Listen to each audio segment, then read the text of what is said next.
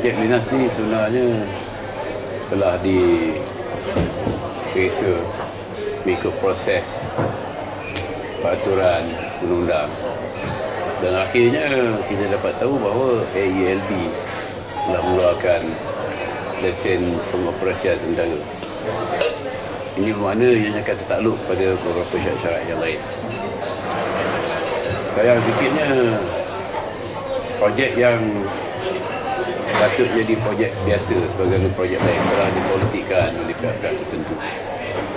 Kerana pada tahun 2008 ada segelintir dari masyarakat telah mempolitikkan isu kilang ataupun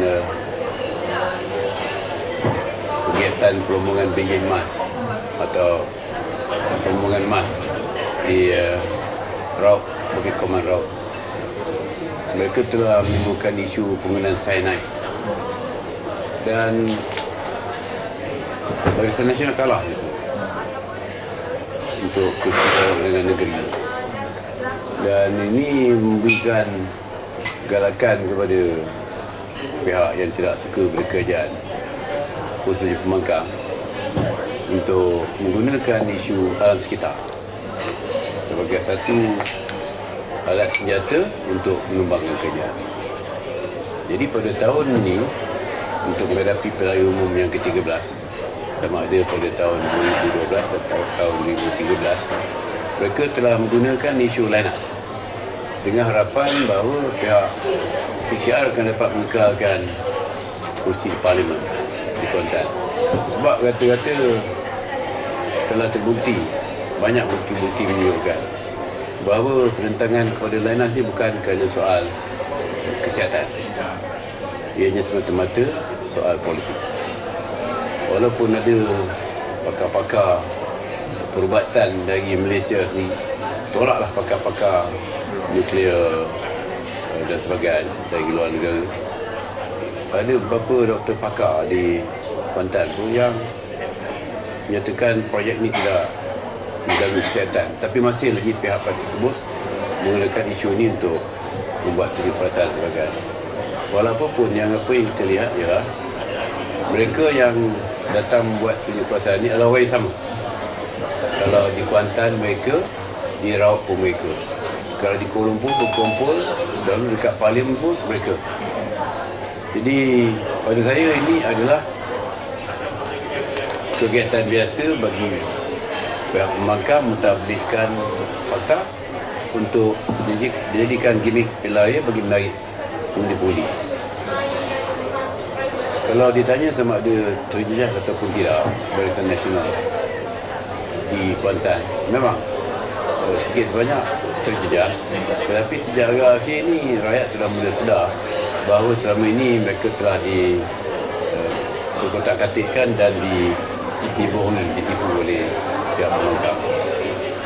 Saya berpendapat dengan langkah-langkah penerangan yang lebih berkesan, pendekatan merangkulkan secara lebih dekat lagi undi puli ini, kita ada peluang baik untuk kita merampas semula kursi Parlimen Kuantan dari pihak PKR. Dan kita juga dapat tahu bahawa pihak PKR pun sekarang ini dalam keadaan yang agak kecewa, peringkat moral atau semangat yang paling lemah, dan mereka merasakan mereka tidak akan dapat pertahankan kursi Kuantan. Walaupun mereka secara terbuka mengatakan boleh, tapi hakikatnya apa yang kita tahu dari sumber-sumber kita, mereka juga berasa begitu teragak-agak, begitu ragu dan takut yang kursi ini tak dapat dipertahankan. Bagi kita, Barisan Nasional, kita akan bekerja. Setakat hari ini ada nampak perubahan yang boleh memihak kepada kita, bahawa rakyat Kuantan boleh memberikan penjagaan kita walaupun ada timbul masalah Linas setelah diisukan, dipolitikkan. Kita kalah kursi Indra Makaratul dahulu ialah kerana tactical reason, sebab tactical. Ada beberapa perkara yang patutnya kita lakukan telah kita abaikan. Tapi insyaAllah pada tahun ini dengan calon yang sesuai dengan langkah-langkah yang tertentu, saya yakin dan percaya kita punya harapan yang lebih cerah untuk beri kepercayaan oleh rakyat, oleh pengundi bagi calon kita menang di dalam kota lebih cerah dari Kuantan. Cakap tentang calon mungkin Saya tidak boleh menyatakan secara lebih detail tentang calon ni kerana ini adalah rahsia parti dan adalah kuasa pada Presiden Parti, Pengerusi Barisan Nasional. Tapi buat musim ini boleh saya katakan tapisan pertama telah dijalankan. Sekarang ini tapisan yang kedua dan seterusnya. Tapisan ini bermaksud kita akan mendengarkan calon yang dijangka boleh menang dan kajian akan dibuat sama ada mereka benar-benar boleh menang ataupun tidak. Dan senarai calon ini bukan seorang, lebih lagi seorang, biasa 2-3 orang untuk kita kaji. Itulah peringkat ni. Penapisan secara lebih lanjut sedang dijalankan.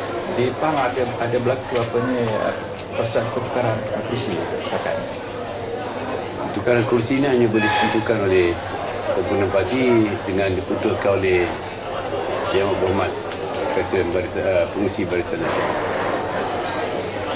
Setakat ni saya tidak tahu. Kita cuba untuk memujuk, kita cuba untuk menerangkan keadaan politik semasa. Tapi saya tidak yakin yang masalah tidak ada. Sebagaimana pilihan yang telah lalu, masalah ini akan timbul. Ini sebahagian dari masalah pilihan raya yang kita kena hadapi. Tapi kita berharap kalau boleh fikirlah jauh begitu. Bukan kepentingan diri, bukan juga kepentingan parti. Yang lebih-lebih lagi ialah kepentingan anak cucu yang akan datang. Tapi kepentingan anak cucu yang akan datang ini berkaitan dengan parti kita. Sebab kita yakin parti kita boleh perjuangkan nasib anak cucu kita yang akan datang. Kalau kita beramuk bersama sendiri, kalau kita berebut, yang menang orang lain, kita tak boleh bentuk kerajaan. Kita kena ingat ini, matlamat perjuangan UMNO, matlamat perjuangan Barisan Nasional, masa depan anak cucu.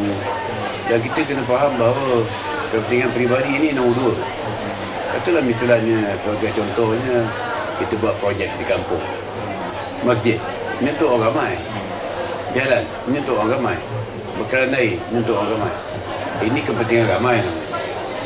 Tetapi kontraktor jalan, kontraktor pipe, bekalan air, kontraktor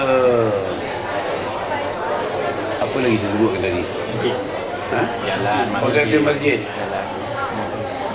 Kontraktor dapat faedah, itu faedah dia secara peribadi.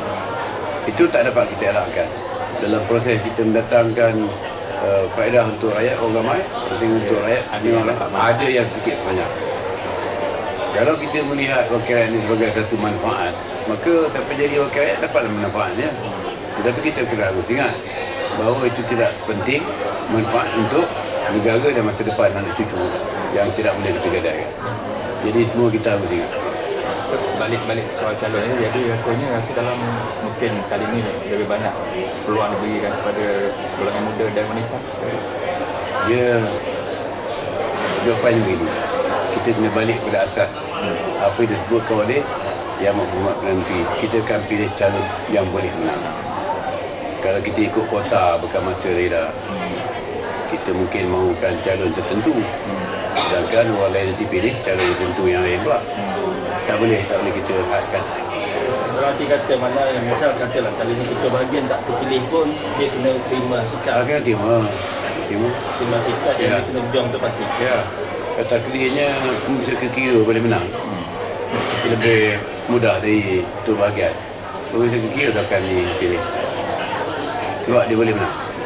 Untuk rasa rakyat Pahang kali ini akan beri satu penghormatan pada Najib sebagai Perdana Menteri Barisan daripada Pahang, maka mereka boleh beri satu kemenangan yang lebih besar di peringkat negeri.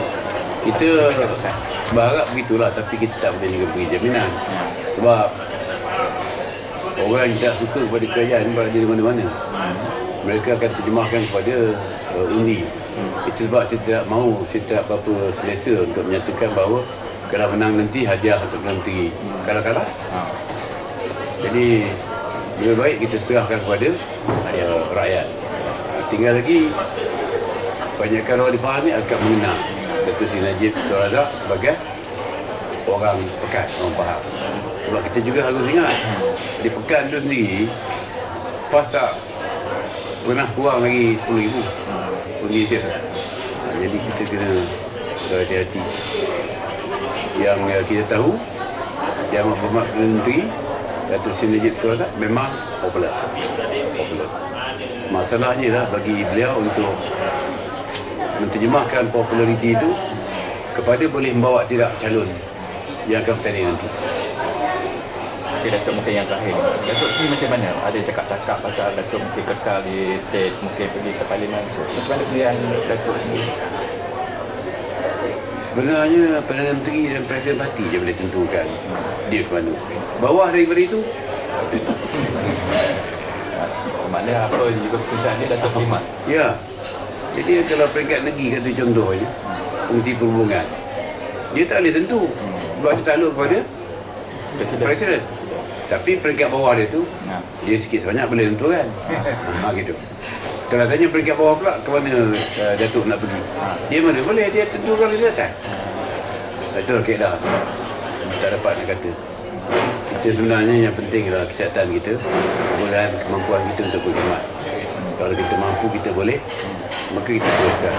Kebolehan ini bukan terletak pada fizikal saja, tapi juga kepada ketajaman fikiran itu penting. Pada pucuk minum tadi.